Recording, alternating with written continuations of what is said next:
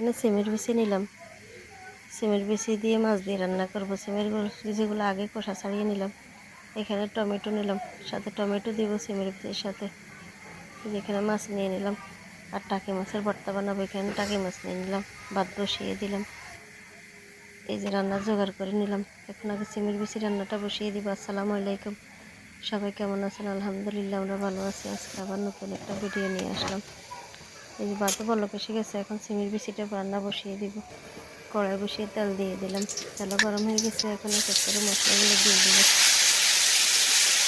দিয়ে দিলাম রসুন বাটা, মরিচের গুঁড়া, হলুদের গুঁড়া, বেশ খানিকটা মরিচের গুঁড়া দিলাম। একটু জাল জাল করে রান্না করবো। মশলা কষানো হয়ে গেছে, একটু পানি দিয়ে দিলাম, মাছ দিয়ে দিলাম। এগুলো একটু মিক্স করে বেশ কিছুক্ষণ জাল করবো মাছগুলো। এই মাছটাও ভালো এসে গেছে, উল্টিয়ে পাল্টিয়ে ভালোভাবে কষাবো। মাছটা কষানো হয়ে গেছে, এখন সিমের বিচিগুলো দিয়ে দিলাম একটু পানি, যাতে তাড়াতাড়ি সিদ্ধ হয়ে যায়। একটু মিক্স করে নিলাম পানি দিয়ে, ঢাকনা দিয়ে দিলাম। এখন ভাতের মারটাও যাতে দিয়ে দেব। সিমের বিচিগুলো ভালো এসে গেছে, একটু নেড়ে দিলাম। সিমের বিচিগুলো কষানো হয়ে আসছে, আর একটু কষাবো।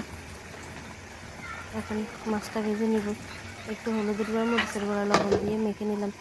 এখানে ফ্রাই প্যান বসিয়ে তেল দিয়ে দিলাম। মাছটা একটু ভেজে নিব ভর্তা বানানোর জন্য। ভালোভাবে মেখে নিলাম। এখন তেলে দিয়ে দিলাম, এটা ভালোভাবে ভেজে নিব উল্টিয়ে পাল্টিয়ে। মাছ ভাজা হয়ে গেছে, এখন কাঁচামরিচ দিয়ে দিলাম। কাঁচামরিচগুলো একটু ভেজে নিব তেলে। এইভাবে ভর্তা বানানো অনেক মজা লাগে খেতে। সিমের বিচিগুলো আর একটু নেড়ে দিলাম। মাছটা হয়ে গেছে, কাঁচামরিচও হয়ে গেছে। এখন পেঁয়াজ দিয়ে দেব। সিমের বিচি কষানো হয়ে গেছে, দিয়ে দিলাম মশলার গুঁড়ো আর টমেটো দিয়ে একটু কষিয়ে নিব। একটু ঢাকনা দিয়ে দিব, যাতে তাড়াতাড়ি সিদ্ধ হয়ে যায় টমেটোটা। এদিকে মাছটাও ভাজা হয়ে গেছে। এখন পেঁয়াজ দিয়ে একটু হালকা ভেজে নিব, যাতে পেঁয়াজের কাঁচা গন্ধটা চলে যায়। পেঁয়াজ ভাজা হয়ে গেছে, দিয়ে দিলাম ধনিয়া পাতাটাও একটু হালকা ভেজে নিব। এবার ভর্তা বানালে ভালোই লাগে খেতে। এই যে ভর্তা বানানোর জন্য মাছ রেডি হয়ে গেছে, এখন নামিয়ে নেব। এদিকে সিমের বিচিগুলো কষানো হয়ে গেছে, এখন পানি দিয়ে দেব। বেশ খানিকটাই পানি দিলাম, একটু ঝোল ঝোল করে রান্না করব। পানি দিয়ে একটু মিক্স করে নিলাম, বলক এসে গেছে। এগুলো একটু নেড়ে দিলাম। কালারটা অনেক সুন্দর হয়েছে। সিমের বিচিগুলো সিদ্ধ হয়ে গেছে, টমেটোটাও সিদ্ধ হয়ে গেছে। এদিকে বাঁধাকপিও ভেজে নিলাম আগে। বাঁধাকপিও ভাজা হয়ে গেছে, সিমের বিচিটাও রান্না হয়ে গেছে। একটু ধনিয়া পাতা দিয়ে দিলাম, ধনিয়া পাতা দিয়ে একটু মিক্স করে নামিয়ে নেব। এখন সিমের বিচি রান্নাও রেডি, নামিয়ে নিলাম।